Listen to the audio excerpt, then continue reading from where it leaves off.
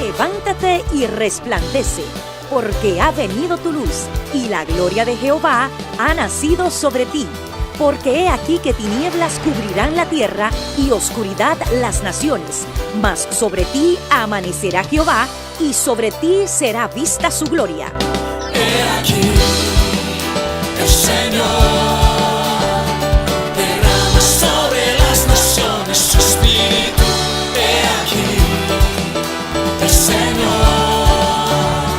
derrama sobre las naciones su espíritu, su gloria, su gloria. Ministerio El Amanecer de la Esperanza presenta su programa Voz de Restauración con el pastor Juan Radamés Fernández.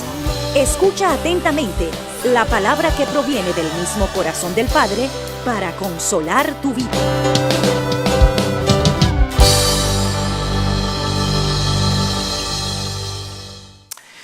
Sea engrandecido en este día el nombre del Señor. En ese nombre que está sobre todo nombre te saludamos, te bendecimos y oramos al Dios del cielo para que manifieste su misericordia en tu vida y en la vida de los tuyos, y sobre todo que a través de la palabra te pueda edificar y despertar en ti todo lo divino que Dios ha depositado en tu hombre interior por el Espíritu.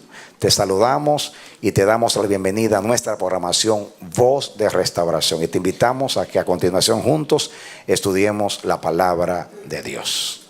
Amén.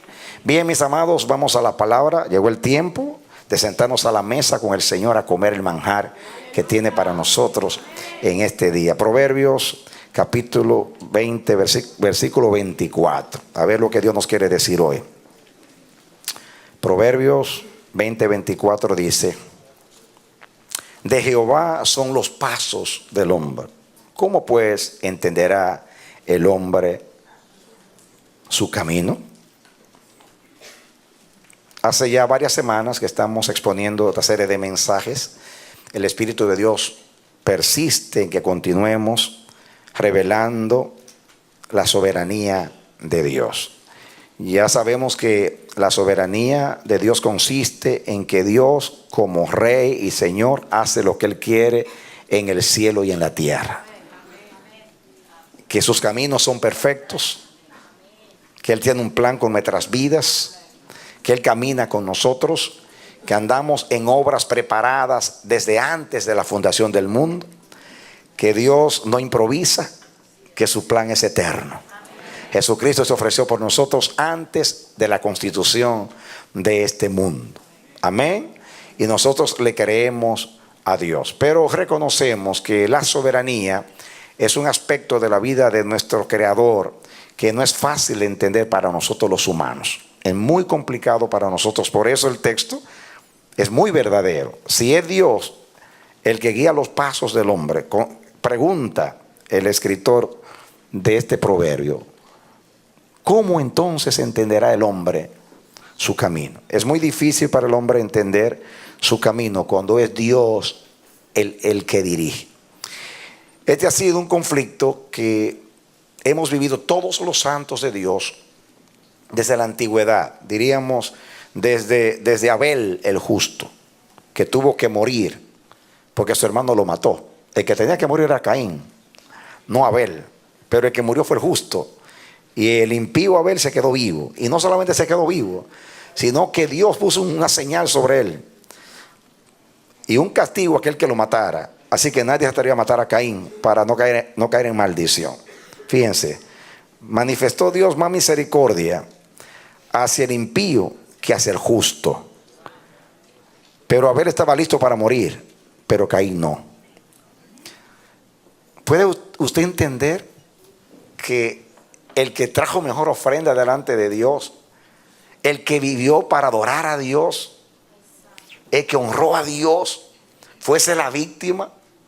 Y el malo de la película queda vivo, y no solamente queda vivo, Dios le da una garantía, porque ese sello, para que nadie lo tocara, porque el que lo matara era 7 veces maldito, pues hace que nadie se atreva a tocarlo. es una garantía de vida. Yo jamás, noté mis notas, porque vaya la redundancia, me expongo a la espontaneidad de Dios. Amén. Y el Espíritu Santo comienza con esas palabras que jamás se me había ocurrido hacer ese contraste. Ese era el tema de conflicto que vivieron los santos en el pasado. Eso es lo que Job no entendió. Eso es lo que David en sus salmos no entiende. Asaf y los salmistas no entendían por qué Dios obraba de esa manera. ¿Por qué tú callas cuando nosotros queremos oír tu voz? Y si hay un momento que tú no debes callar, es ahora, pero es el momento que Dios se calla. ¿Por qué no sales con nuestros ejércitos? ¿Dejaste de tener misericordia? ¿Por qué a los impíos les va bien? Ellos siembran y cosechan 100 por 1, y nosotros, los justos, no nos va como a ellos. ¿Por qué florecen los impíos?, preguntaban los salmistas y los santos de Dios. Es incomprensible. Bueno, no tenemos que ir muy lejos. Hoy, cuando comparamos lo que está pasando en el mundo y vemos cómo los impíos prosperan, y vemos cómo todo lo que es empresa del mal florece, vemos cómo el hombre se jacta de sus logros, y vemos cómo el hombre desafía a Dios, blasfema el nombre de Dios, niega a Dios. Se promulgan leyes directamente para destruir los cimientos de lo que es el fundamento de la verdad de Dios. Y los hombres siguen aparentemente prosperando y todo sale bien. Algunos pues dicen todo sigue igual. Desde que existe el hombre sobre la tierra, todo sigue y la historia se repite. Usted ve todas estas cosas y usted dice: Dios mío, ¿dónde tú estás? ¿Qué tú haces? ¿Por qué tú no haces esto y esto y esto y aquello? Y Dios dice: porque tú no eres mi consejero.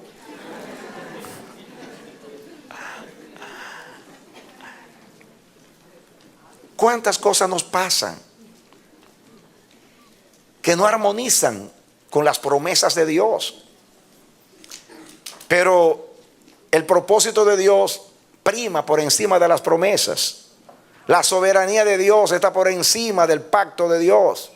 Por encima. Dios es fiel a las promesas.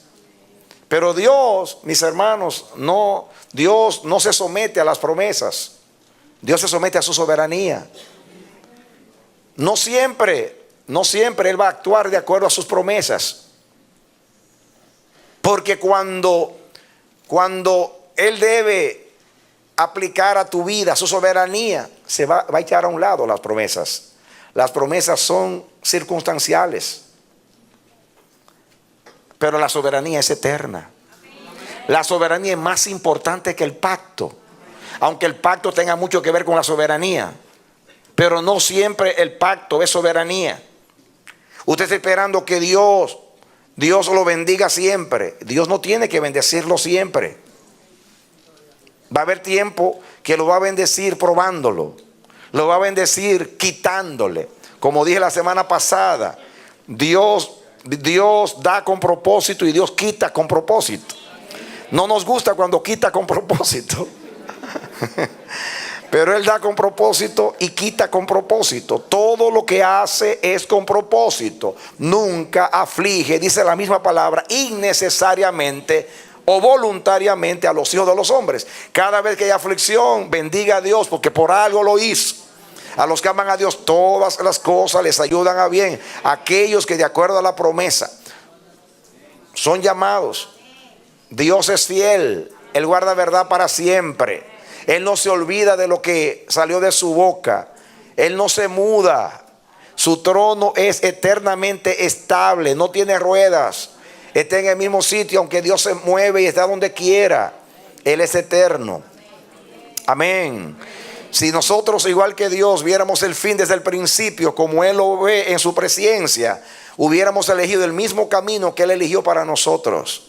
Porque aunque nosotros miremos y codiciemos otras rutas pensando que esas rutas son mejores que la ruta de Dios, al final de cuentas nos vamos a dar cuenta que si Dios nos guió por ese camino, aunque sea escabroso, aunque sea complicado, aunque sea difícil, aunque en él haya valles de lágrimas, tarde o temprano vamos a probarlo de Dios. Porque Dios, si Dios pudiera abrir nuestros ojos y decirnos y mostrarnos, nos va a decir: mira todos los caminos como alternativas. Si te guío por aquí o por aquí, por aquí, mira lo que viene. En cambio, mira el camino mío. Es difícil, es complicado, es de prueba, es de lágrimas, es de angustia. Pero mira al final dónde te va a llevar. Lo importante no es de dónde saliste, no importa cómo sea el camino por donde Dios te guía. Lo importante es dónde tú vas a llegar. Amén. Gloria a Dios. Si a los que aman a Dios todas las cosas les ayudan a bien, entonces Dios le saca provecho a todo lo que Él hace en nuestras vidas. A todo le saca provecho. Amén. Mis hermanos, la vida es una escuela, como el desierto es la escuela de Dios. La vida es una escuela. Dios tiene un propósito individual con tu vida. No necesariamente el propósito que tiene contigo es el que tiene conmigo. No es bueno codiciar la suerte de los demás. Tienes que, como David, dar gracias por la suerte que te ha tocado. La heredad que te ha tocado es justamente la que Dios eligió para ti. Hay que dar gracias a Dios por eso. Amén. Da gracias a Dios porque como decía yo días pasados, un mensaje: si te hizo alto, fue con propósito, para que tú le bajes las manzanas a los hermanos pequeños. Y si Dios te hizo chaparrito, es para que le amarre los zapatos a los hermanos que no se pueden jorobar. Pero a todos nos hizo con propósito. Dale gracias a Dios. Bendice a Dios por todas las cosas. Yo sé que no es fácil, es complicado. Ahí lo dice. ¿Cómo entender el hombre su camino si es Dios el que dirige? ¿Por qué? Porque Dios es espiritual, Dios es invisible. Nosotros somos terrenales, somos circunstanciales. Parece que estuviéramos programados como los animales. Nacemos, crecemos, nos reproducimos y al final para el hoyo.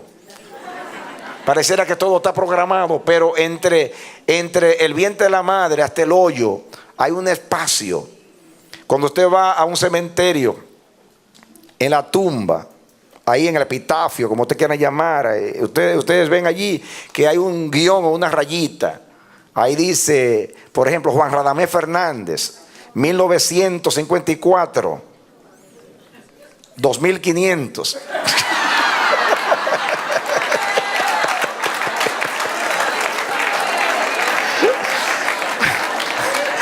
¿Saben por qué le hice eso? Porque algunos pensaban que iba a profetizar el día de mi muerte.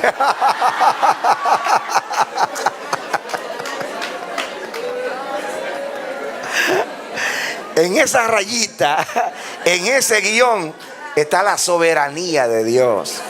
En esa rayita ahí. ¿Ah? Desde que naciste hasta que te fuiste, la mano invisible todopoderosa de Dios guió tus pasos en sus caminos. Amén. Somos lo que somos en el plan de Dios. Esta mañana decíamos, hablando de algunas vidas, que si pudieran hablar ahora desde el punto de vista humano se quejaran. Por ejemplo, Juan el Bautista,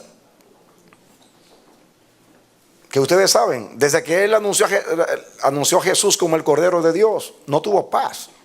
Se quedó sin discípulos, porque ahora todos siguen a Jesús. Y se quedó sin cabeza, porque le cortaron la cabeza por ser un fiel profeta. Fue el amigo del esposo nada más. ¿Cómo usted puede, si Juan el Bautista pensara con la mente que se piensa hoy, de acuerdo al resultado de la predicación de los profetas de hoy, que solamente te hablan de las promesas de Dios y no te hablan de la soberanía de Dios? Te hablan solamente de la mano de Dios, pero no te hablan del corazón de Dios. Te dan caramelos, te dan dulces, endulzan la boca para decirte cosas agradables, porque te quieren tener sentado ahí para que traigas tus diezmos y tus ofrendas. y para que tú contribuyas a sus sueños ministeriales. Porque no defienden los intereses de Dios, sino sus propios intereses. Que Dios tenga misericordia de ellos. Pero los hombres que estamos comprometidos, que somos mensajeros de Dios, y que nuestro compromiso es con Dios, porque que nos llamó es Dios, y porque el pueblo pertenece a Dios, y son ovejas de Dios y no nuestras, y que tenemos que pastorear las ovejas por el sendero de Dios y no por nuestro sendero. Llevar a las ovejas a los abrevaderos de Dios y a los pastizales de Dios, no a los nuestros. Estamos comprometidos a darte todo el consejo de Dios. No solamente lo de Dios que te produce placer, sino lo de Dios que es incomprensible, pero te produce propósito. Es nuestro deber. Pienso en Jacobo, el hermano de Juan. Fue que era el segundo mártir que murió después de Esteban. Pero de los 12 el primero. Fíjense, ese hombre ni siquiera dio un paso como predicador y murió. Y Jacobo puede decirle: Señor, ¿para qué me elegiste? Y Dios dice: para que te muriera. ¿Y para qué me tenía que morir? Porque yo quería hacer de ti el primer mártir apostólico. Para decir a los demás que ellos también iban a seguir el mismo camino. Y para que a través de tu valor y de tu vida como ofrenda sacrificada, los seguidores de Cristo de todos los siglos sepan que el camino del cristiano es el camino de la cruz. Como Jesús dijo: el que quiere venir en pos de mí, niéguese a sí mismo, tome su cruz diariamente y sígame. El que no dejare padre, madre, mujer, hijo, trabajo por seguirme a mí no es digno de mí.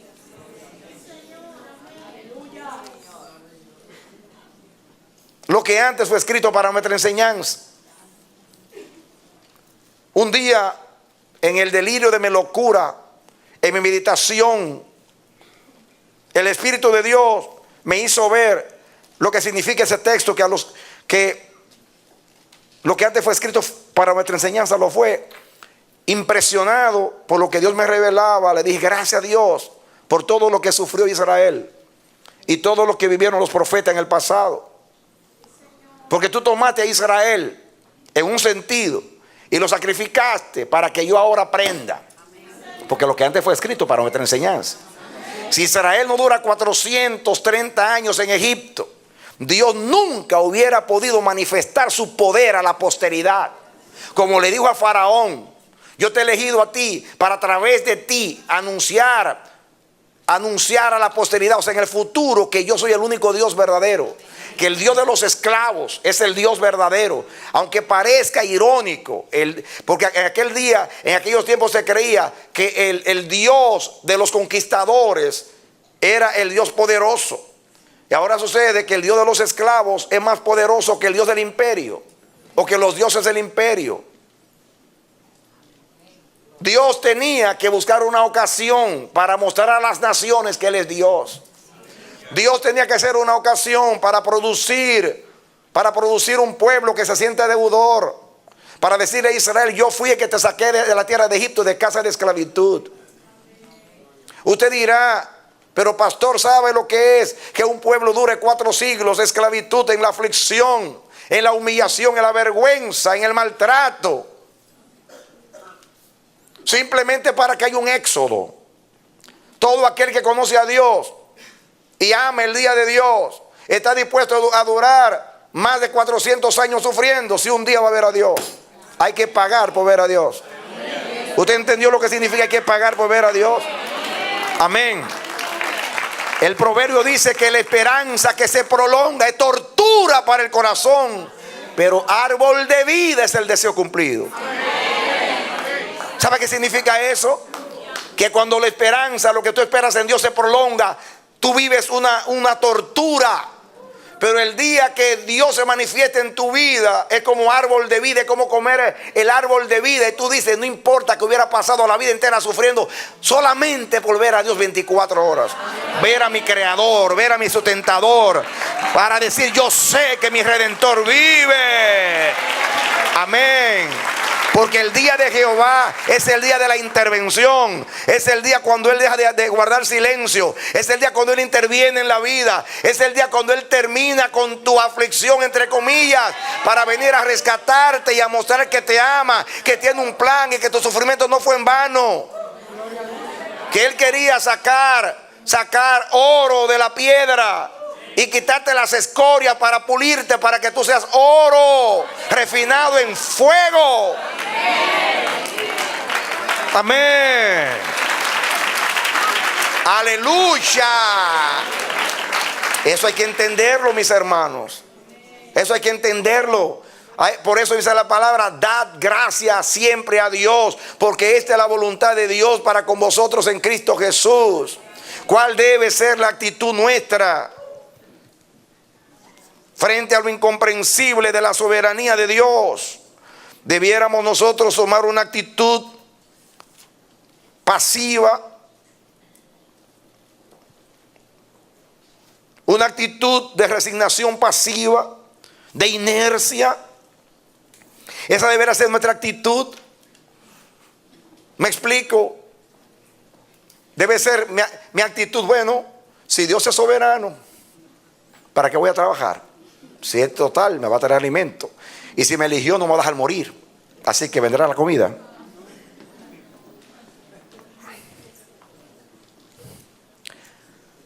Si Dios es soberano y al final de cuentas me va a dirigir y va a intervenir, entonces no voy a hacer nada. Voy a esperar que Él venga y haga todo. Es como muchos hermanos en los siglos pasados, en el tiempo de la Reforma, llegaron a entender mal la elección de Dios. A decir: ¿para qué salir a predicar si Dios va a salvar a los que Él quiere? No, mis hermanos. Dice Pablo: ¿Cómo creerán si alguien no les predica? ¿Y cómo predicarán si no son enviados? La gente que entiende la soberanía de Dios, mis hermanos, esta es la manera, esta debe ser nuestra actitud. Nuestra actitud debiera ser esforzarnos de tal manera como que creemos que depende de nosotros, aunque sabemos que no depende de nosotros. Debiéramos de esforzarnos como si dependiera de nosotros, pero confiar y someternos a su soberanía como sabiendo que depende de Dios. ¿Usted entendió? Mi esfuerzo debe ser como si dependiera de mí. Mi fe y mi sujeción como que sabemos que depende de Dios. En otras palabras, yo hago mi parte, que Dios hace la suya. Total, yo no sé para dónde me lleva, por eso me dejo llevar, aunque no quiera ir para allá. Voy donde Él me lleve, porque yo sé que donde Él me lleve es el mejor lugar para mí. El mejor lugar es el que Dios elige para ti, aunque haya lo que haya. Es el mejor lugar. Y la manera que te está dirigiendo es la mejor manera, porque es la manera que Dios eligió para tu vida. Dios quiere hacernos entender eso. Ore a Dios que le haga entender eso. Esta mañana vino una hermana llamada Luisa a entregarse al Señor y lloró porque alguien que estaba con ella informó que ella acababa de perder a sus gemelitos en el vientre, pero vino a aceptar al Señor. Debiera estar resentida, ¿no? Son sus primeros bebés. Sus primeros bebés. Es para estar resentida, dolorida. Dios, ¿por qué lo permitiste? Pero no vino a darle su vida al Señor. Apenas salió de esa situación.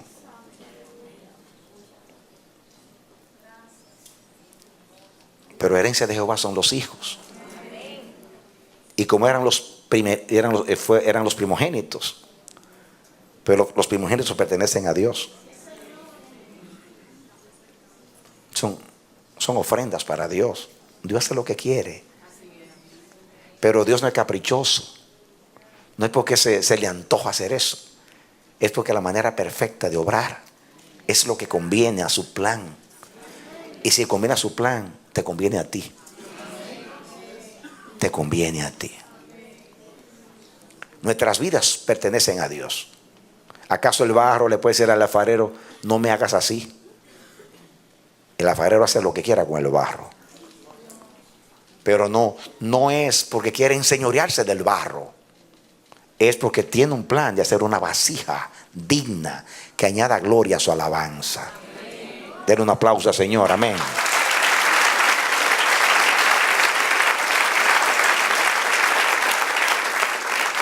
Amén. Si contrastamos la vida de cualquiera de los santos, por fracasado que se sienta, debido a que aparentemente no logró nada, sino padecer y sufrir en este mundo, su vida será más valiosa que la persona más aclamada, más famosa, de más logros en el mundo. Porque aquellos han vivido para ellos egoístamente y esta persona ha vivido para el propósito de Dios.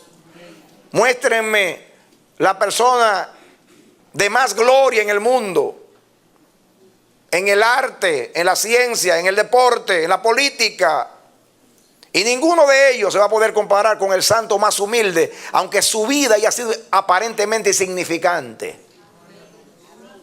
El valor de nuestra vida es que somos de Dios. El valor de nuestra vida es que somos ofrendas para Dios y que Él nos usa en su servicio de acuerdo a su plan. Amén. Amén. Y eso es lo importante. Los hombres aclaman y aplauden y admiran a los que logran proezas en el mundo. Pero si bien para ellos, si se guiaron ellos mismos, sus vidas no valen nada. Un día se va a saber. Un día se va a saber quién en realidad vivió con sentido y propósito. Usted no decidió nacer, ni yo tampoco. Tampoco usted va a decidir morir, ni yo tampoco. Pero hay algo que podemos decidir, y es cómo vamos a vivir y para quién vamos a vivir.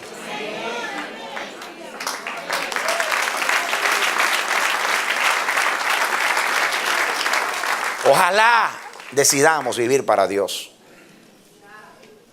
Eso es lo más importante. Cuando yo paso por los cementerios, yo viví cerca de 2 cementerios y tenía que pasar por en medio de ellos por 5 años en Brooklyn. Pero que él era Interboro. Ahora tiene otro nombre. Jack Robinson, creo que es. Jackie Robinson. El cementerio acá. Cementerios acá. Muertos y muertos y muertos. Cuando usted sale también ahí en Cypress, más cementerios judíos ahí. Es el lugar de los muertos. Y yo pasaba por ahí y decía, un día se va a saber quiénes de esos supieron vivir. Porque el día de la resurrección, ¿saben ustedes quiénes van a resucitar? Aquellos que estén en la memoria de Dios. Porque la Biblia dice que en la memoria de los justos es Jehová. Que Dios me recuerde un día. Yo me levanto entre los muertos, si Dios me recuerda. Como dice la Biblia, y acordóse Jehová de Noé y lo sacó del arca. ¿Sabe por qué lo sacó del arca? Porque fue el que lo metió.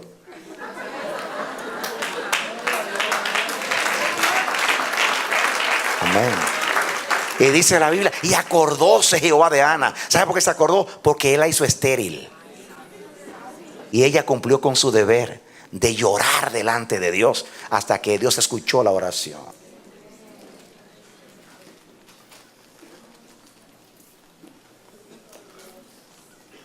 La parte mía es dejar que Dios haga la parte de él. Wow, ¿qué dije? Ay, santo. Ese pensamiento es demasiado sublime para mí, no lo puedo entender. ¿Qué fue lo que salió de mi boca? La parte mía es dejar que Dios haga la parte suya. Apúntalo por ahí, pero no lo ponga en Facebook, no. Que apenas consiguen un pensamiento lo lanzan por allá. Póntelo en el corazón. En el face yo.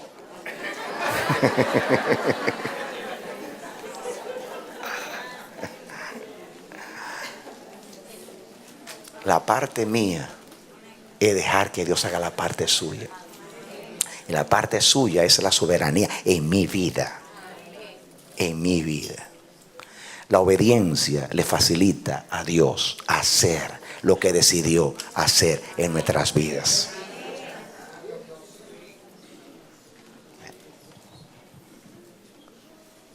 ¿Cómo se siente Dios como padre cuando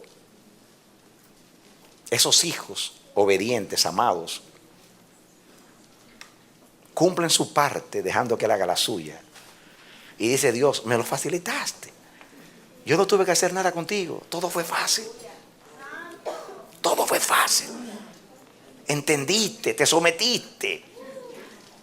Fuiste un humano porque te quejaste, lloraste, te afligiste, te desorientaste.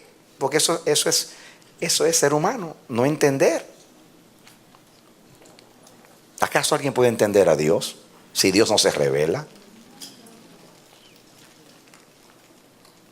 Pero cuando yo no entiendo, entonces creo y me someto a Él. Y le doy un voto de confianza. Porque lo que dice aquí es, el problema aquí es entender.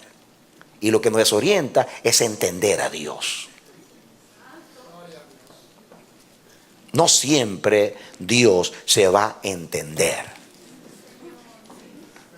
Porque el día que yo entienda a Dios, ya Dios deja de ser grande. Porque va a caber en mi mente. Es mejor que yo habite en la mente de Dios. Y no que Dios entero se meta en mi mente. Porque no va a poder. No porque Dios no sea todopoderoso, sino porque mi mente es tan pequeña que Él no cabe.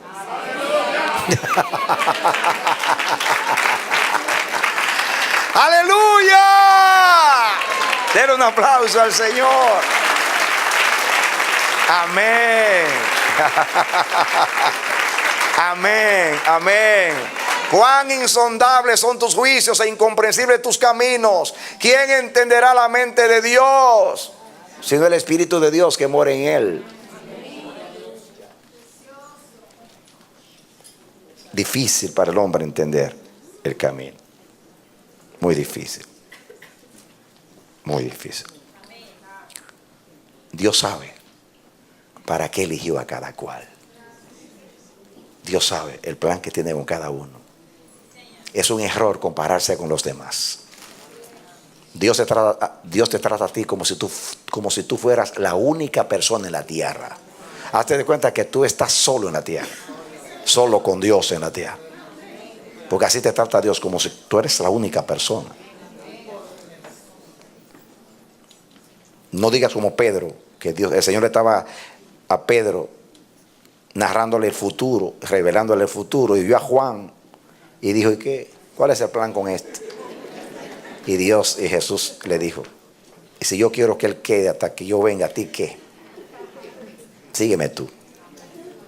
En otras palabras, no te metas en lo que no te importa, no seas metiche.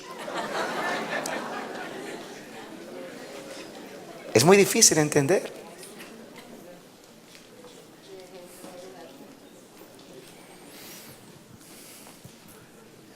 Pero cuando usted entiende que Dios eligió el mejor plan para su vida, usted va a estar feliz y contento.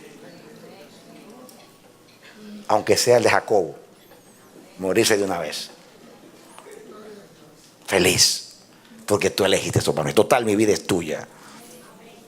¿Saben ustedes cuál es nuestra recompensa?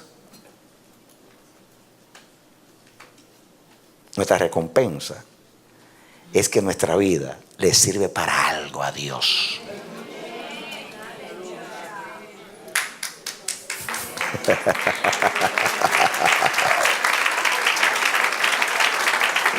Nuestro galardón es nada más que nuestra vida le sirve para algo. Porque si no nos hubiese elegido, hubiéramos vivido para nosotros. Y aunque nos hubiéramos dado la buena vida, entre comillas, la buena vida es la mala vida. Porque la buena vida, que es la mala vida, es la vida de la perdición. Y perdición significa vivir sin Dios. Y vivir sin Dios es ser un desgraciado. Servir para el propósito de Dios. Ese es el todo del hombre. ¿Por qué nací así? Porque Dios lo quiso. Y si Dios lo quiso, bienaventurado soy, feliz soy. Voy a vivir lo que Dios programó para mí. Pero lo voy a vivir feliz, no quejándome, no comparándome con los demás. Soy único. Nadie se parece a mí. Soy exclusivo de Dios en ese aspecto. Amén. Gloria a Dios. Amén. Gloria a Dios. Amén. Y si fuera un día de la semana y no soy ninguno de los 7, pues soy el 8.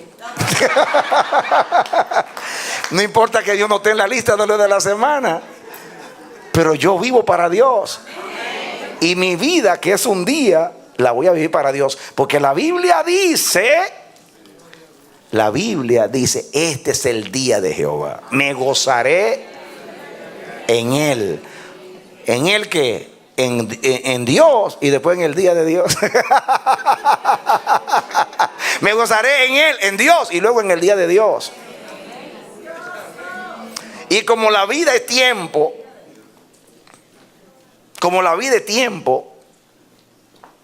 entonces yo soy vida, porque yo soy tiempo y vivo un tiempo.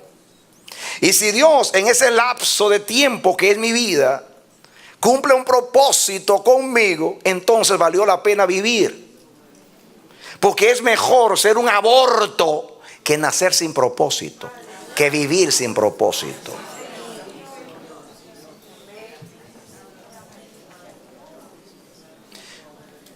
O no vivir para Dios. O no lo dijo Jesús cuando habló de Judas. Ay de aquel que entregue al Hijo del Hombre, mejor le hubiera no haber nacido.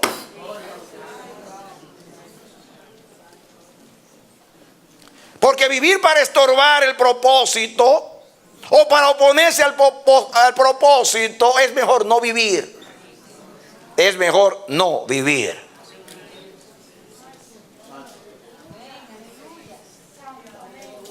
Nadie viene a este mundo sin que Dios lo quiera. Ni aun los hijos de violaciones. Que hay muchos que son poderosos ministros de Dios y no saben por qué nacieron así. Porque aunque Dios nos haga nacer en vergüenza y con un estigma que nos hace vivir cabizbajos, un día Él va a levantar nuestra cabeza. Como dice el Salmo, Él es que levanta mi cabeza.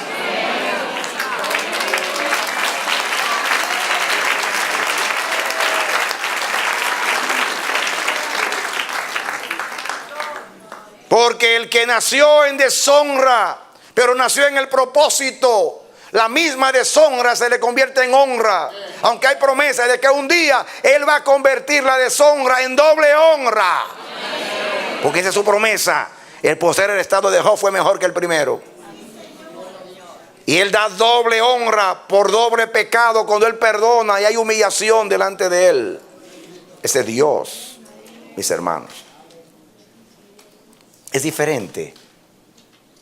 La filosofía de Dios, les voy a llamar así, a la filosofía del mundo hoy. Es distinto. El mundo no entiende eso. No es lo mismo vivir para el vientre que vivir para Dios. No es lo mismo vivir para la complacencia del yo que para la complacencia de Dios. No es lo mismo. Y ojalá lo entendamos. Pídele a Dios que no tanto que te revele el camino para tu vida, sino que tú, sin conocerlo, puedas someterte a Él. Porque hay más complacencia a Dios cuando sin ver creemos. Bienaventurados los que no vieron y creyeron, dijo el Señor. Porque el que cree sin ver, el que cree sin ver, es en realidad el que cree. Porque la fe es la certeza de lo que no se ve.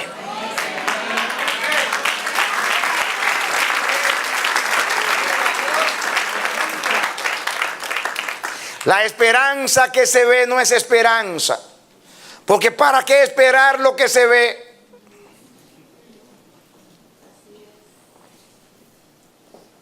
Dios es el invisible.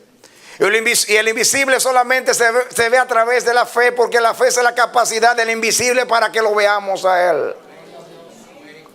Porque la fe es un don de Dios. Es una capacidad ungida que Dios da a los nacidos de nuevo para que conozcan y vean el camino de su propósito.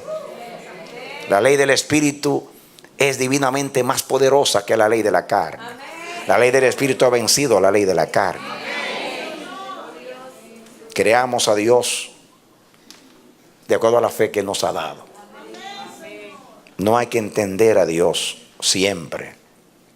Hay que creer siempre a Dios. Creer a su palabra y confiar en que Él es bueno. Confiar en que Él es bueno. Confiar en que Él va a llegar. Si dijo que viene, va a llegar. Va a llegar. Amén.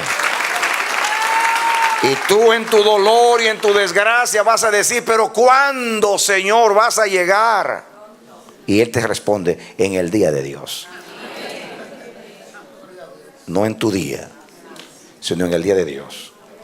Y el día de Dios es mejor que el día tuyo. Dios no te sacará de la olla, sino bien cocinado.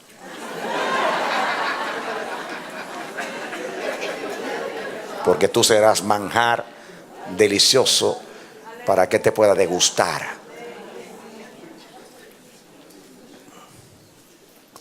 Dios todo lo que hace lo hace perfecto. No te va a sacar del fuego hasta que no te queme la última escoria y te haga oro refinado. La hornaza para el oro. Él va a depurar en tu vida, pero con propósito, no para entristecerte. No, había una virtud en la que era muy de los santos antiguos, y el Nuevo Testamento habla mucho de la palabra paciencia. Cuando la Biblia habla de la paciencia, la Biblia no habla de ese temperamento flemático de las personas que el mundo cae a su lado. Ellos siguen tranquilos. ¿Conocen a esa gente que por nada se preocupa? Que pase lo que pase, ellos siguen tan tranquilos. Nunca se mueren de un infarto porque no tienen corazón, o está muy lento, o no les funciona, pero ellos no se preocupan por nada. Son flemáticos. Mientras todos andan apurados. ¿Supiste? ¿Qué?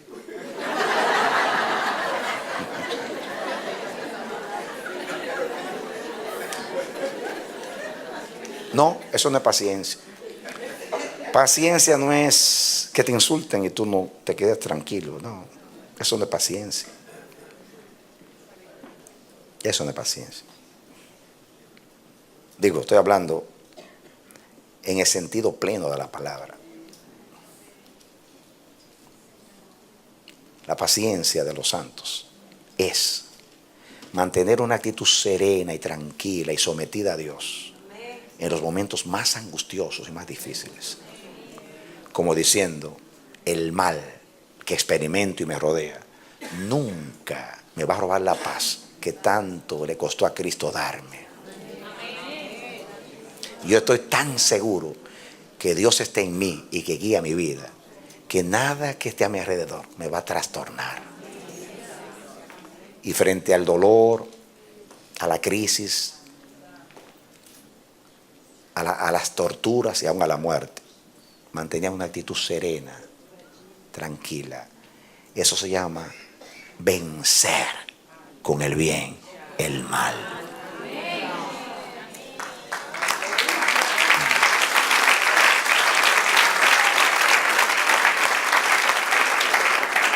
Eso se llama tener tanto de Dios que no soy afectado por el ambiente que me rodea. Significa tener tanto aliento de Dios que resisto la contaminación de este mundo y sigo respirando. Porque mi oxígeno no es de aquí. Mi oxígeno es el aliento de vida de Dios.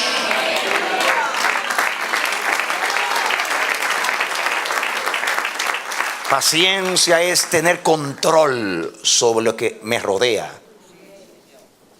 Es como Jesús cuando dormía en la tormenta y caminaba sobre ella. Eso es paciencia, que la Biblia dice que tiene grande galardón, porque es confianza incondicional de que Él dirige. Él está en el timón, Él está en el control. Todas las cosas le son sujetas. Y yo también estoy sujeto a Él.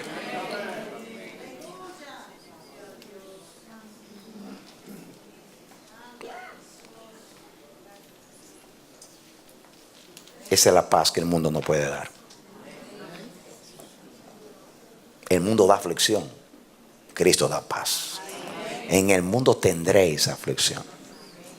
En mí tendréis paz. El mundo ofrece aflicción. Aflicción. Dios promete paz. Fíjense cómo dijo: mi paz os dejo, mi paz os doy. No como el mundo la da, yo os la doy. No se turbe vuestro corazón, ni tengáis miedo. Paciencia.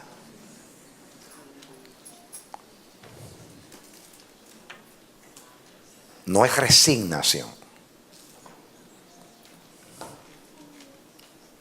La resignación es el remedio de lo que pierden el pelo.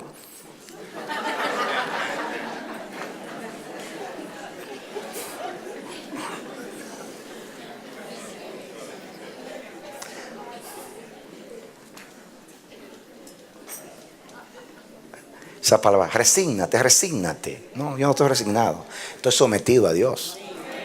Estoy sometido. Estoy en paz. Estoy en control. Yo quiero vivir como los santos. Quiero vivir como ellos. Aspiro, anhelo vivir en la paciencia de los santos. ¿Cómo dice la Biblia? ¿Cómo llama la Biblia? He aquí la paciencia de los santos. Los que guardan los mandamientos de Dios y tienen la fe de Jesús. Guardan los mandamientos de Dios. Y no está hablando no matarás, no cometerás adulterio. Guardan eso también, pero eso no es. Los verdaderos mandamientos de Dios, mis hermanos, es eso que estoy hablando. Someterse a su voluntad, a su justicia. Porque justicia es todo lo que tenga armonía con la voluntad de Dios. Él reina en justicia.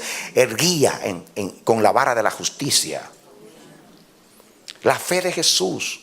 Nosotros no solamente recibimos fe en Jesús para ser salvados, tenemos la misma fe de Jesús, porque todo lo que de Jesús es nuestro, porque Jesús nos ha imputado, nos ha acreditado, nos ha impartido su fe. Así que podemos dormir en la tormenta y caminar sobre ella si tenemos la misma fe de Jesús. ¿Por qué dormimos en la tormenta? Porque la tormenta la produce Él. Y Él, el que produce la tormenta, es el mismo que produce la calma. Porque no leímos en Isaías la semana pasada que Él hace la oscuridad y Él hace la luz. Él produce la adversidad y Él produce la paz. Pero nosotros no. Nosotros queremos que la tormenta la produce el diablo y Dios la paz. No, no, no, no, no, no, no, no, no, no, no, no, no, no. No importa que lo haga el diablo. No importa que lo haga el diablo. No me saquen de contexto porque estoy en el texto. Porque un texto sin contexto es un pretexto. Y yo no estoy en pretexto, estoy en el texto. Y el texto de la Biblia enseña que el diablo, aunque no quiere, le tiene que servir a Dios. Es un siervo involuntario en las manos del Señor. No dice la Biblia que Dios tiene el mal para su día. Pues Dios al diablo para lo que Él quiere. El diablo le sirve de vara.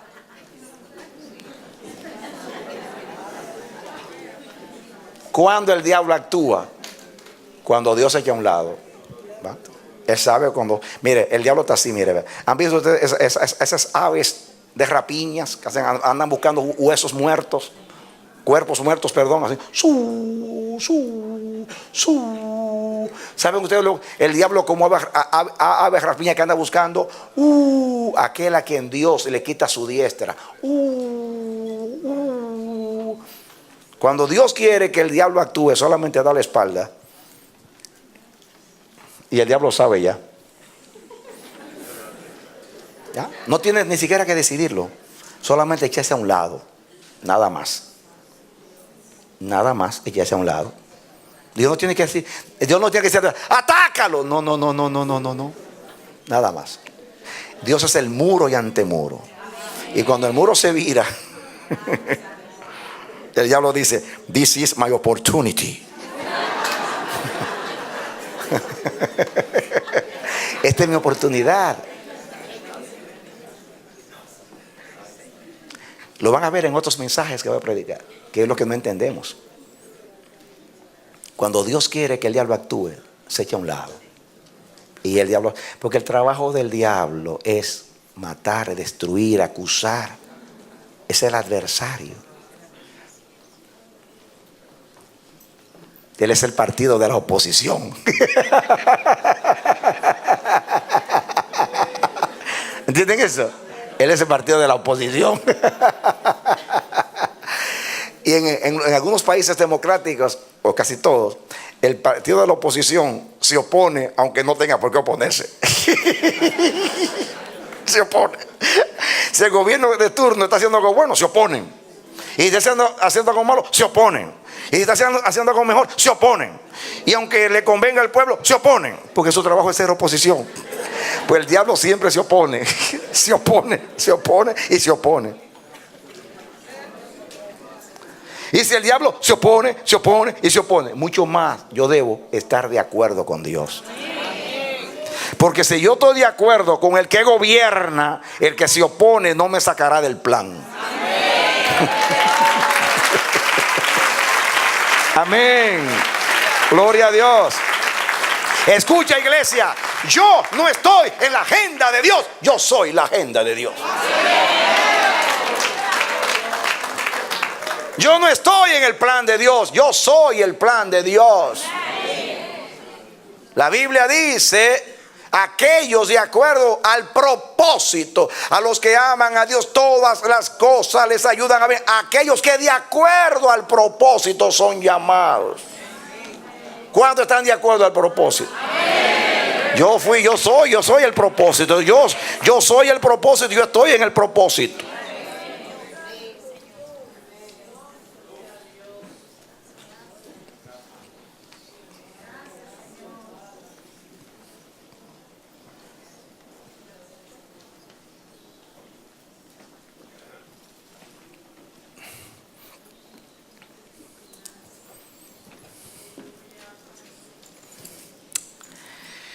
Quiero leer una porción bíblica. Hubiera seguido tan inspirado como estoy, pero no le quiero negar algo que dije a los hermanos esta mañana. Venga rapidito allá, 2 Samuel. Se lo voy a decir brevemente, se lo voy a abreviar. 2 Samuel. Capítulo 12. 2 Samuel 12. Muy bien, para que ustedes entiendan acá, muy bien, entiendan bien. Aquí es cuando Natán va donde David a darle la sentencia. Cuando David toma a la mujer que no era suya, a Betsabé, y mata a su esposo Urías Eteo para ocultar el pecado, Dios le manda a Natán. Y ustedes saben, Natán le narra una historia de un hombre rico que tenía muchas ovejas, pero había un hombre pobre, su vecino, que tenía una sola ovejita, y llegó una visita donde este hombre, y él no tenía nada, o sea, llegó visita al hombre rico, y entonces él fue y tomó la única ovejita que tenía el hombre pobre y se la mató. Y David, indignado, dijo: ese hombre es digno de muerte. Y Natán le dijo: tú eres ese hombre. Y entonces le dice: yo te di todo en Israel, todo. Dice versículo 7, 12:7. Entonces dijo Natán a David: tú eres aquel hombre, así ha dicho Jehová, Dios de Israel: yo te ungí por rey sobre Israel y te libré de la mano de Saúl, y te di la casa de tu señor y las mujeres de tu señor en tu seno. Además te di la casa de Israel y de Judá, y si esto fuera poco, te habría añadido mucho más. ¿Por qué pues tuviste en poco la palabra de Jehová, haciendo lo malo delante de sus ojos? A Urías Eteo heriste a espada y tomaste por mujer a su mujer, y a él lo mataste con la espada de los hijos de Amón. Por lo cual ahora no se apartará jamás de tu casa la espada, por cuanto me menospreciaste y tomaste la mujer de Urías Eteo para que fuese tu mujer. Así ha dicho Jehová: he aquí, yo haré levantar el mal sobre tu misma casa, y tomaré tus mujeres delante de tus ojos y las daré a tu prójimo, el cual yacerá con tus mujeres a la vista del sol, porque tú lo hiciste en secreto, mas yo haré esto delante de todo Israel a pleno sol. Entonces dijo David a Natán: pequé contra Jehová. Y Natán dijo a David: también Jehová ha remitido tu pecado, no morirás. Mas por cuanto con este asunto hiciste blasfemar a los enemigos de Jehová, el hijo que te ha nacido ciertamente morirá. Y Natán se volvió a su casa, y Jehová hirió al niño que la mujer de Urías había dado a David, y enfermó gravemente. Entonces David rogó a Dios por el niño, y ayunó David. Y entró y pasó la noche acostado en tierra, se humilló. Dice que oró, ayunó y se humilló, tirado en tierra. Dice 17, y se levantaron los ancianos de su casa y fueron a él para hacerlo levantar de la tierra, mas él no quiso, ni comió con ellos pan. Y al séptimo día murió el niño. Dice: temían los siervos de David hacerles saber que el niño había muerto, diciendo entre sí: cuando el niño aún vivía, le hablábamos y no quería oír nuestra voz, ¿cuánto más se afligirá si le decimos que el niño ha muerto? Mas David, viendo a sus siervos hablar entre sí, entendió que el niño había muerto, por lo que dijo David a sus siervos: ¿ha muerto el niño? Y ellos respondieron: ha muerto. Entonces David se levantó de tierra y se lavó y se ungió y cambió sus ropas y entró a la casa de Jehová. ¿Y qué cosa? Y adoró. Después vino a su casa y pidió, y le pusieron pan y comió. Y le dijeron sus siervos, no entendían: ¿qué es esto que has hecho? Por el niño, viviendo aún, ayunabas y llorabas, y muerto él, te levantaste y comiste pan. Y él respondió: viviendo aún el niño, yo ayunaba y lloraba, diciendo: ¿quién sabe si Dios tendrá compasión de mí, vivirá el niño? Mas ahora que ha muerto, ¿para qué he de ayunar? ¿Podré yo hacer revolver? Yo voy a él, mas él no volverá a mí. Y consoló David a Betsabé, su mujer, y llegándose a ella, durmió con ella, y ella le dio a luz un hijo, y llamó su nombre Salomón, al cual amó Jehová. Y envió un mensaje por medio de Natán, profeta. Así llamó su nombre, Jedidías, a causa de Jehová, porque Jedidías significa amado de Jehová. Aquí tiene la historia. Dame tu atención aquí.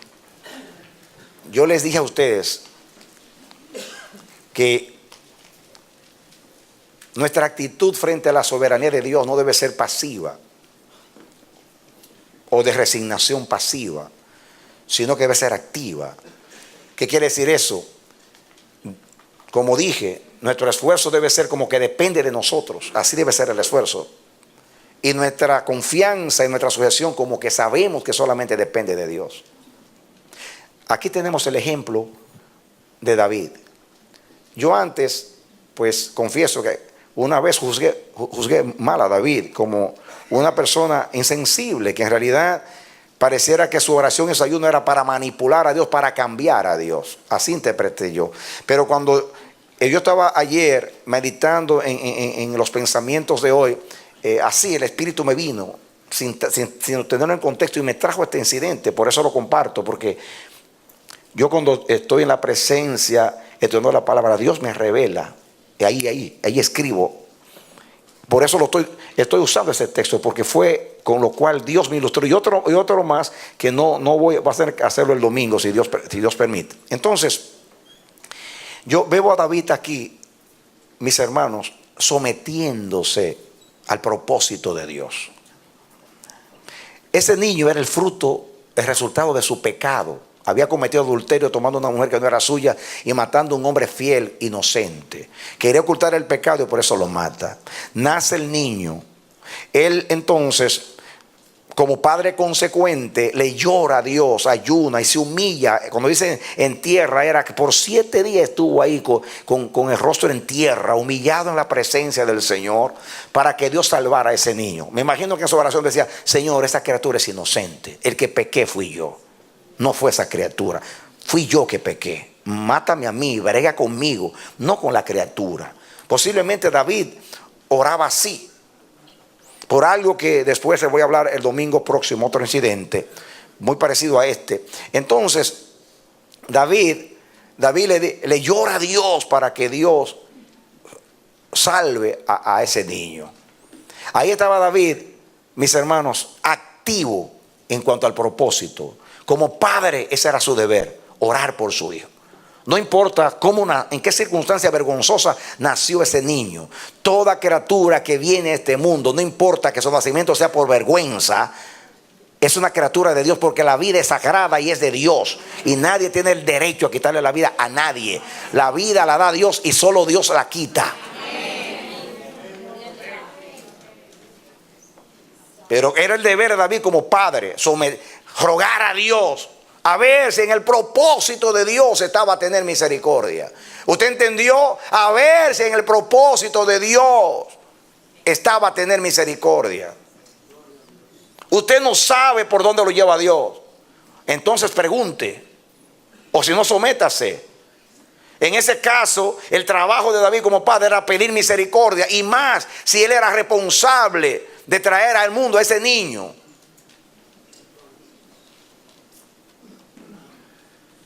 Ahí, no sé si estoy comunicando, pero pedir misericordia era el deber, y se esforzó en ayuno, en humillación, para ver si estaba en el propósito, no para manipular a Dios, no para obligar a Dios, porque Dios no va a cambiar por los ruegos de nadie. Cuando Él se compadece, es porque ya decidió compadecerse, porque Él ve que compadecerse es lo que tiene que hacer en su plan perfecto. Dios no es como nosotros, que somos como el tamo que arrebata el viento, que si el viento nos da por un lado, de norte a sur, para allá vamos. No, Dios sabe para dónde va y por qué va. Entonces el trabajo nuestro es hacer nuestro deber, ahí como padre, a orar por su hijo. Cuando usted peca, usted debe pedir perdón, humillarse delante de Dios, a ver si Dios tiene misericordia de usted. Ese es su deber. Usted no va a decir, como Él es soberano, que haga lo que quiera, que me mate si quiere, que me perdone si le da la gana. Esa no es la actitud. Usted no va a cambiar a Dios, pero su actitud puede hacer que Dios lo cambie a usted. Entonces, la labor suya es someterse bajo la poderosa mano de Dios. Y David se sometió pidiendo misericordia. Era su deber como padre pedir misericordia para esa criatura. Dios no lo quiso salvar, se hizo su voluntad, pero David hizo su esfuerzo. David no podía ser apático, indiferente, insensible. Tenía que cumplir con su deber. Esto múdalo a cualquier circunstancia que tú estés viviendo. tienes que hacer tu deber y dejar a Dios que haga el suyo.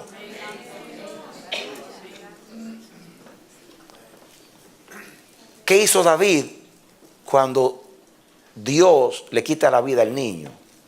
Se fue al templo a adorar. ¿Saben lo que? Aunque la Biblia no narra lo que hizo, si se fue a adorar es porque estaba feliz con Dios. Si se fue a adorar era porque estaba satisfecho con lo que Dios había hecho. Si se fue a orar era porque estaba aceptando el plan de Dios, aunque no era lo que él estaba pidiendo, aunque no era su preferencia, era la preferencia de Dios. Y Dios decidió lo que iba a hacer, y lo que él decidió para la vida mía es lo que conviene. Y yo voy a adorar a mi Dios, aunque no le dio vida a mi hijo, voy a adorar a Dios. Le voy a dar voto de reconocimiento. Estoy acatando su voluntad, me estoy sometiendo a lo que él hizo. Estoy celebrando lo que hizo, aunque tengo dolor y sentido de pérdida y amputación en mi corazón. Estoy triste, pero Dios está contento. Y yo estoy contento después que lo obró, porque yo creo que su voluntad es agradable y perfecta. Y eso es lo que le conviene al niño y a mi vida. Porque Dios es Padre, es bueno y nunca hace nada indebido.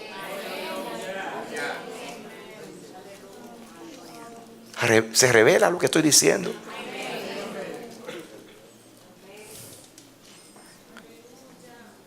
Después que fue a adorar, a darle culto a Dios por lo que hizo, que para mí significa aceptar la voluntad de Dios, aunque no era lo que él quería, no fue por lo que se humilló 7 días. Un cristiano niño de este tiempo, tanto orar, tanto ayunar, 7 días humillado, no es misericordioso nada, porque me hubiera oído, pobre niño, pobrecito. Es cierto que fue mi pecado, pero Él es Dios, Él lo podía salvar. No es eso lo que se ve todos los días. Qué terrible. Hace lo que hace, juzga a Dios, porque no lo quiere escuchar en el día que no le da la gana. Porque no le da la gana. No conviene obrar así. Imagínense que ese niño hubiera seguido viviendo con esa afrenta, el hijo del pecado. Pobrecito niño, para psiquiatría. Pero Dios quería quitar una mancha del reino de David por el propósito que tenía después. Entonces, ¿por qué David, cuando regresa de la casa de Dios de adorar, dice que se quitó sus harapos, se perfumó, se puso el vestido real, pidió comida, pidió banquete? Y los siervos, escuchen, que tenían la mente religiosa, porque esa es la mente típica de religioso que seguía por las letras de la ley, y dice, óyeme, cuando el niño estaba vivo, no había quien lo hiciera comer a este.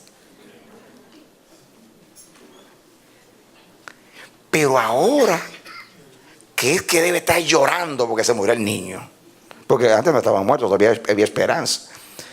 Ahora es que él come. Cuando debe llorar es que come. No lo entendemos. Pues ese es religioso.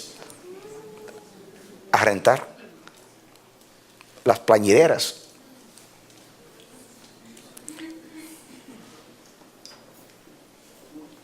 Para que lloren por mí en el lugar mío.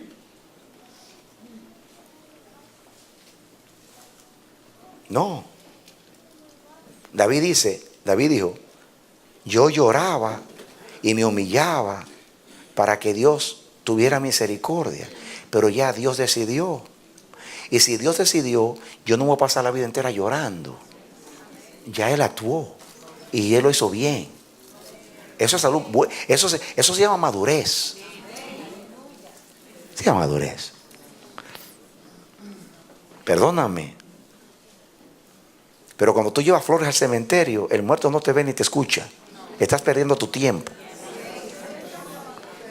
Estás aplacando tu conciencia.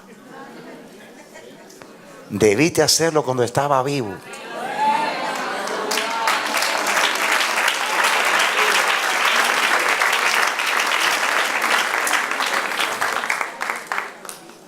Como dice la canción, lo que me vayan a dar, démelo ahora. Cuando yo me muera, yo no quiero mucha música y muchas cosas, démenlo ahora.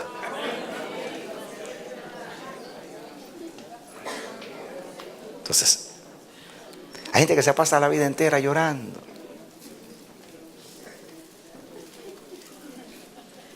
¿Ah? Y andan cantando sus desgracias donde quiera. Ay, lo que me pasó a mí. Ay, lo que me pasó a mí. Ay, no le ha pasado a nadie. Ay, no le ha pasado a nadie. Pasan toda la vida cantando sus desgracias. No.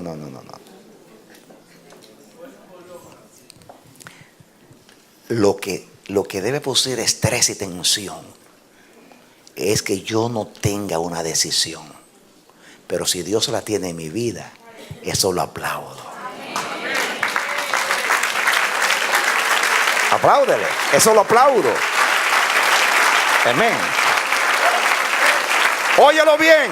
Oye palabra de Jehová. Lo mejor que te puede pasar a ti en el día de conflicto es que Dios decida por ti. Ojalá Dios siempre me librara de la decisión y Él decidiera por mí. Ese día dejo de llorar y comienzo a comer. Pido a los cielos que me hagan banquete, porque Jehová decidió, aunque no decidió lo que me gustaba a mí, pero decidió lo que le gustaba a Él. Y la voluntad de Él es agradable y perfecta. Disfrútala. Mira lo que dice la Biblia: gustad y ved que es bueno Jehová. Dichoso el hombre que en Él confía. Dale otro aplauso al Señor. ¡Aleluya! Amén. Amén.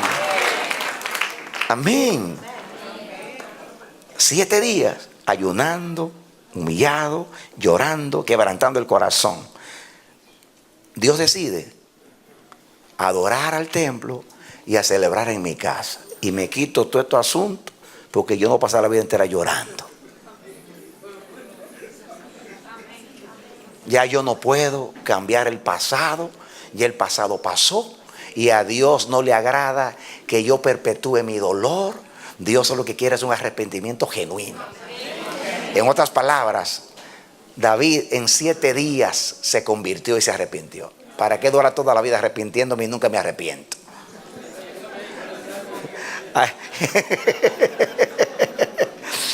Es mejor arrepentirse y humillarse y sufrir y afligirse por una semana y comer toda la vida, que pasarse la vida entera ayunando con una conciencia culpable y a final de cuentas religión, porque no confiamos en el plan de Dios. Habla Jehová, que tus siervos oyen. Amén. Pero fíjense, la semana pasada predicamos que Dios hace la llaga y Él mismo la cura. Que cuando Él disciplina y nos hace pasar momentos difíciles, angustiosos, tarde o temprano nos lleva el bálsamo. Nunca termina la historia con llaga, porque todas las llagas las llevó Jesús, porque por sus llagas fuimos curados. Y aquí, las llagas se las produjo David, pero la muerte del niño lo hizo Dios. Produjo llagas de dolor. Pero ¿qué hizo Dios? Dice David: ese niño no te lo voy a dejar vivo, pero yo te voy a dar otro. Y fíjense qué cosa extraña. Se lo dio con la mujer del pecado. Si hubiera sido hoy con el mundo religioso, Dios, darle un hijo con la adúltera. No. Ese no es el Dios santo de la Biblia. Pues trágate tu santidad, trágate la tuya, porque el soberano hace cosas que no te caben en tu mente religiosa.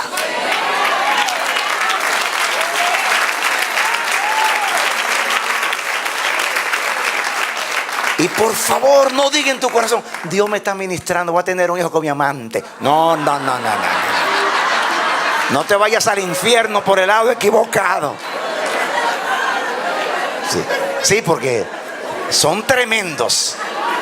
¿Viste? Dios me habló por el pastor. El diablo te habló por el pastor, porque esa fue tu interpretación.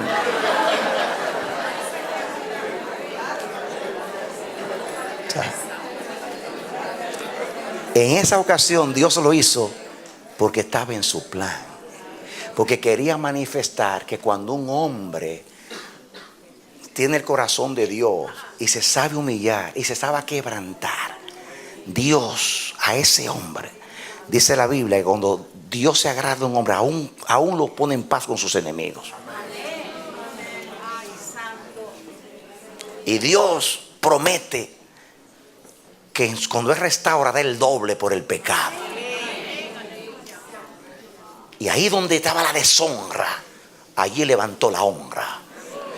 Aquel que tomó al hijo pródigo de la pocilga y lo llevó a su casa, te puede sacar a ti de la basura.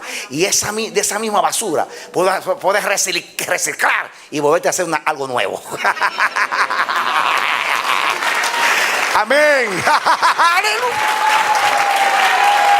Amén.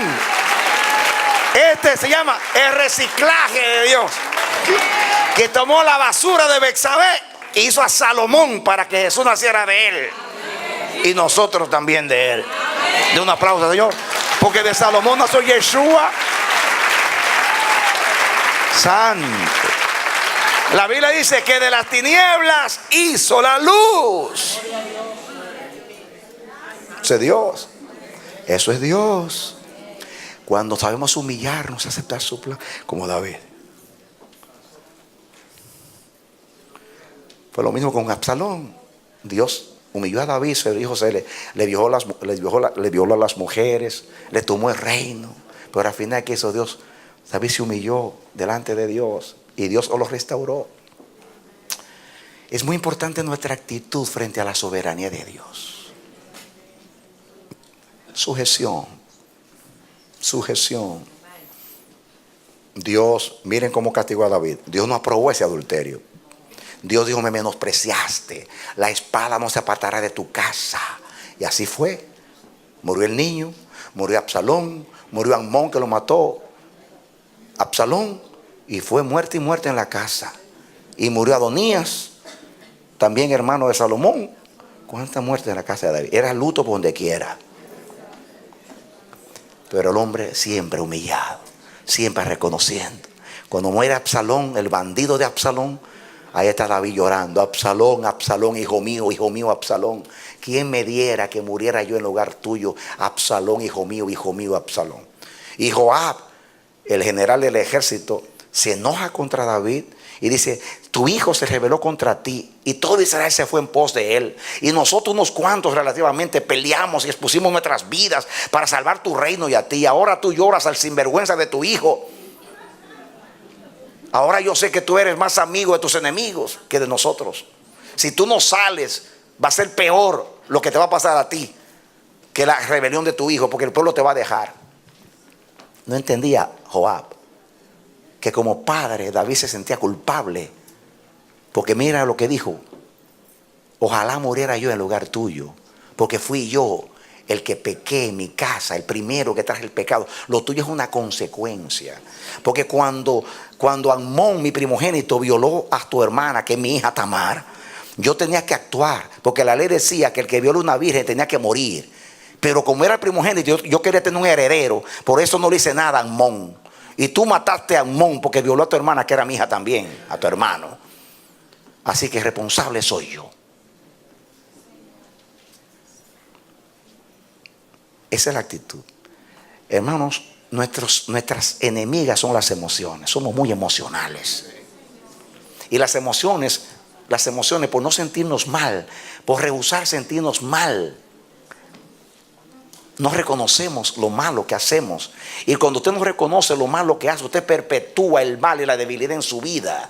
Cuando yo oro a Dios por algo que creo que le ofendió, yo le digo a Dios: no es suficiente que me perdones. El perdón yo sé que lo tengo en Cristo. Necesito más que el perdón, y es que yo no vuelva de nuevo a hacer lo mismo.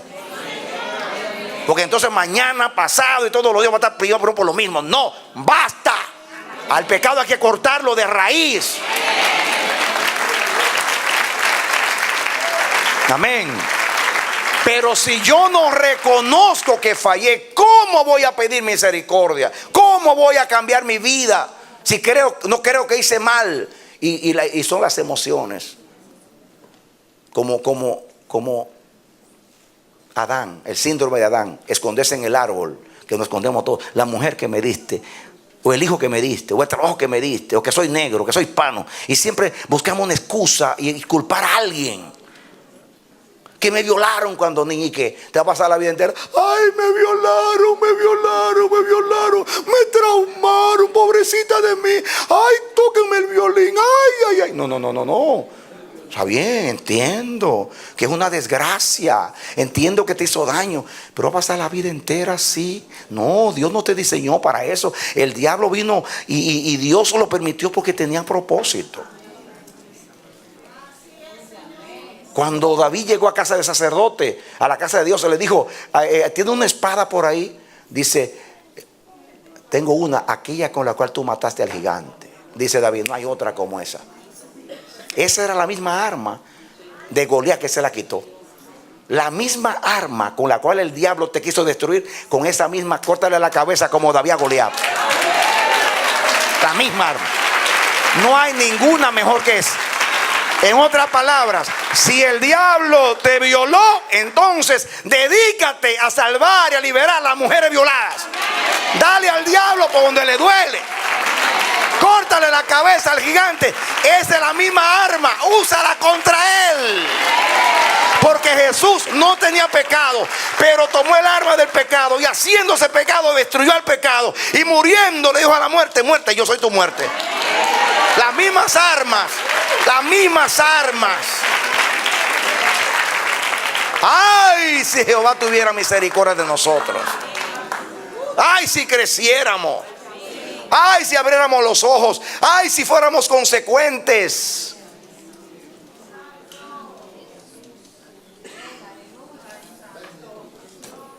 Estamos como aquel que le pesaba orar y todos los días por los alimentos oraba de la misma manera.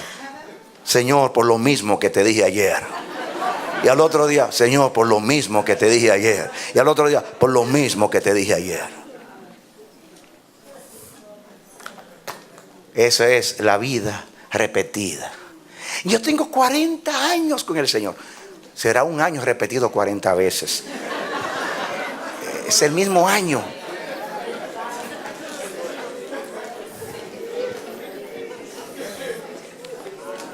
Usted ve a los cristianos, santo Dios, a veces decimos, pero ¿dónde estaban esa gente cuando se predicaba? Engañando, mintiendo, rejugando. ¿Qué es esto? Y cuando usted lo exhorta, hay otros que son peores que yo. Santo Jehová. No fue que me tentaron, es que yo soy un hombre. Un hombre. ¿Qué hombre?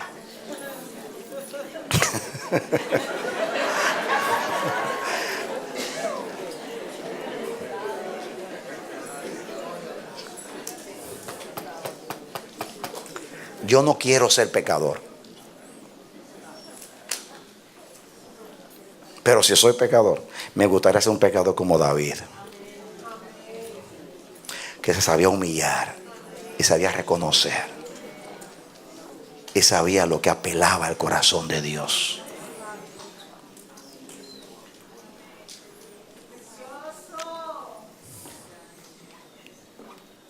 Si yo con mi pecado estorbé el camino recto del Señor en mi vida, tengo que ser restaurado para yo proseguir el camino y la ruta para llegar donde Él me lleva.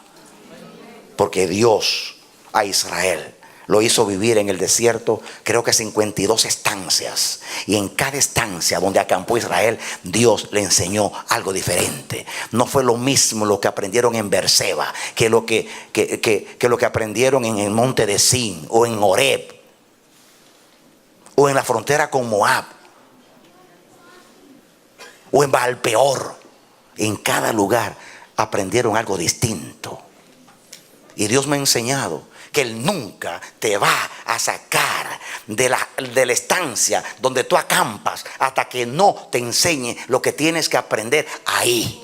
Y hay personas que se pasan la vida entera ahí, en el mismo lugar, y dale, y dale, y dale, y Dios no lo saca de ahí. Y dicen, Señor, ¿por qué tú no me haces avanzar? Estoy en el mismo sitio. Tú tienes que reconocerme ahí para dar el próximo paso.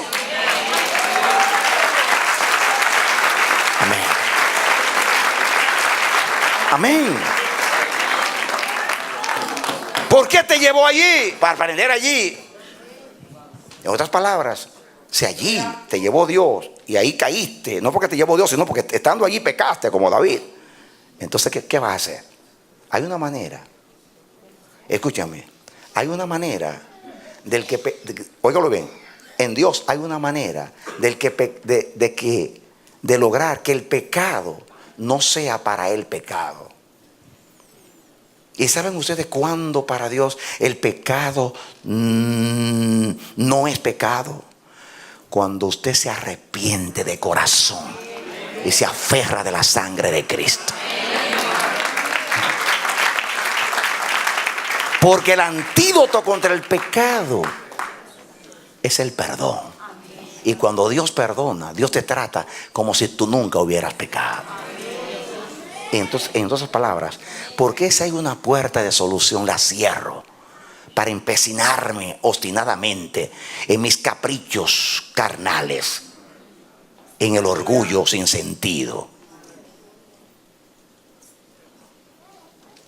¿Por qué levantarle la mano a Dios que la tiene sobre mi cabeza para aplastar mi orgullo? ¿Por qué no caigo a sus pies diciéndole venciste, Nazareno?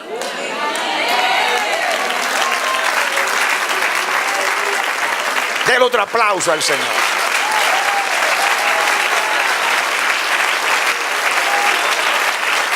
Amén. Contribuya con Dios.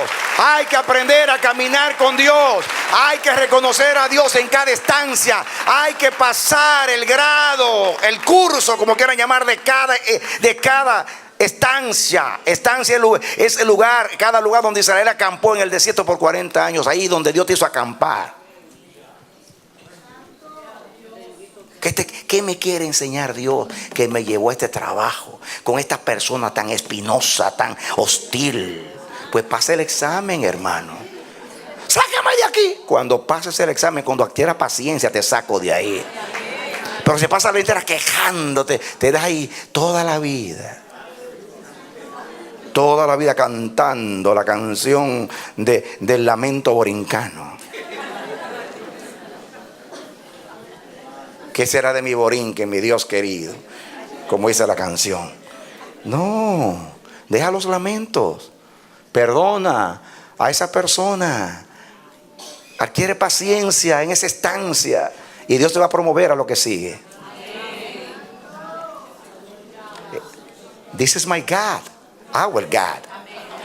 Ese es mi Dios, nuestro Dios. Así lo revela la Biblia.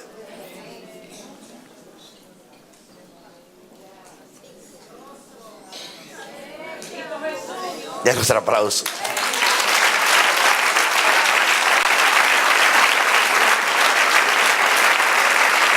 Y ahora Dios me dice,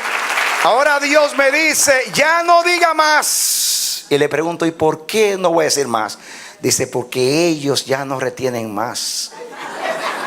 Porque ya tienen suficiente para meditar toda la semana hasta el próximo domingo. O hasta el jueves. Denle otro aplauso al Señor. Amén. Aleluya. Bendice alma mía Jehová. Amén, amén, amén. Me tomó de un barrio complicado de República Dominicana y miren dónde estoy yo acá. Ay, Señor, un barrio de juego, de prostitutas, de asesinos, y aquí estoy yo vivo, preservado, guardado por la bendita palabra de Dios.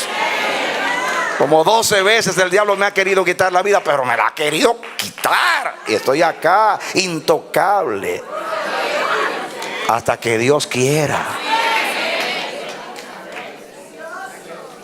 Ese es Dios.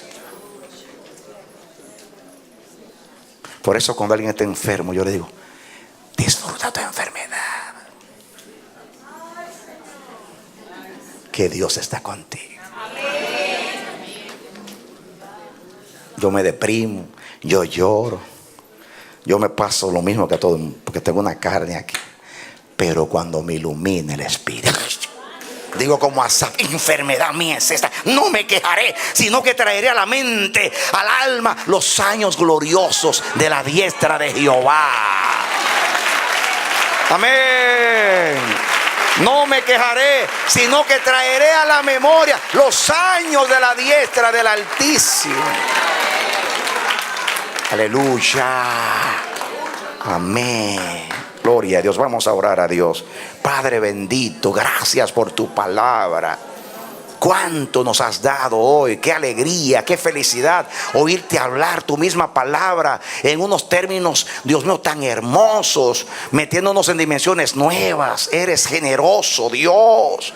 Perdónanos nuestra torpeza, nuestra dureza. Ay, Jehová, Dios mío, ahora yo entiendo por qué el apóstol dijo: ¿quién me librará de este muerto? ¿Quién me librará del cuerpo de esta muerte? ¿Hasta cuándo voy a ver este cadáver apestoso en mis hombros de esta naturaleza caída?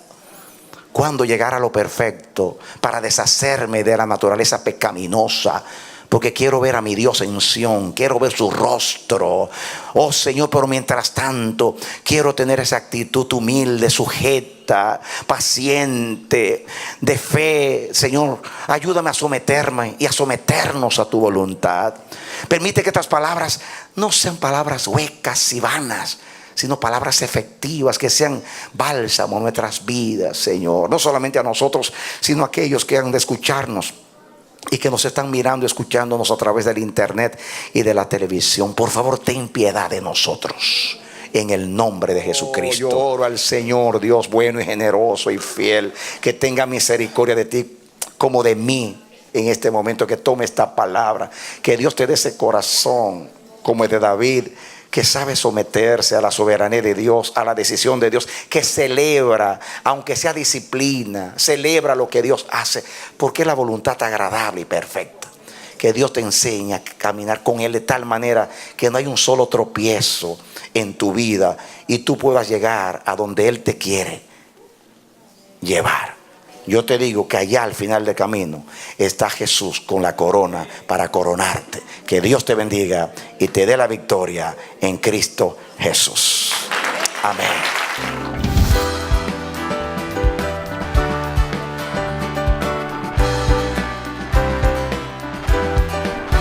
Este ha sido su programa Voz de Restauración. Si desea comunicarse con nosotros, escríbanos al P.O. Box 70, Bronx, New York 10473, o visita nuestra página web www.elamanecer.org. Nos despedimos hasta la próxima. Que Dios te bendiga.